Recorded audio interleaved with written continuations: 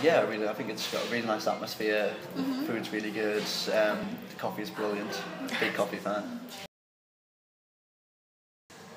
I'm not sure. It's just got a different atmosphere. I think like a different feel to it. It feels like just like friendlier. Like you can have a chat on with the people who are serving you, and it's a nicer atmosphere than just like a Starbucks or somewhere. Definitely. Yeah. I think like obviously the majority of coffee shops are like kind of like the chain coffee shops. So you've got like Starbucks and Costa, and they're all the same, and it's always really busy. Come and anyway. yeah, you can find them out anywhere, and it's and the coffee's all right. But here it's much better atmosphere. It's more relaxing. You can enjoy yourself more. Play nice music. Yeah, I much prefer it here. I was talking about it with a friend for quite a while. We've been trying to like plan it. I think it would be somewhere I'd love to work. I think one sort of like this, really like kind of chilled out one, like a relaxing one, like a very independent coffee shop. I think I would like to like have a joint store, so it'd be like a coffee shop, but it'd also be like a book shop as well. I think that would be a really good idea. You could come in and you could have a look at the books and maybe pick out a book and read the book while you have your coffee. Not for a few years, I think, but I think that's the dream, having my own coffee shop.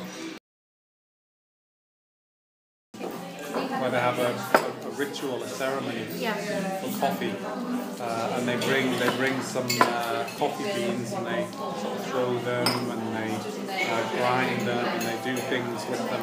I can't quite remember exactly what they did, but it was in a very remote town in Ethiopia, in a very old, broken down building,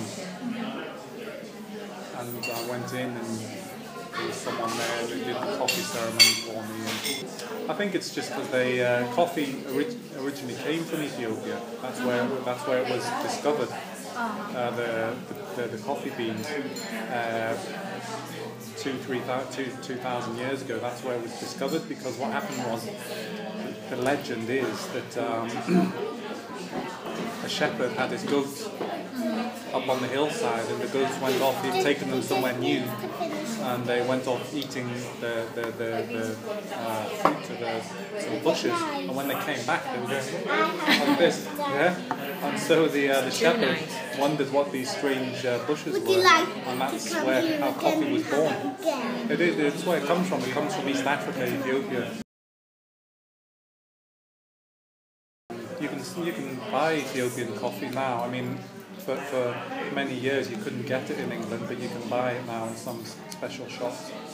And I once, about a week later, I was hitchhiking, and I got picked up by a coffee salesman who was in a truck. So they took me, 200-300 miles in there, and we were talking about coffee, and he was saying, "Oh yes, I would love to sell some to England." And we used to have in my workplace, up until Christmas just gone, we used to have what's called a tea lady, which is a British thing in workplaces for many years. It's someone who comes around 2-3 times a day with a trolley with coffee and tea, and you could buy some, very cheap. She was very much liked by the staff. She was made redundant. They said that's it 3 or 4 months ago. But it's very rare now in Britain to find a tea lady or coffee lady. Very rare. But there's some places probably still have them. Big workplaces. Someone comes around and makes tea and coffee.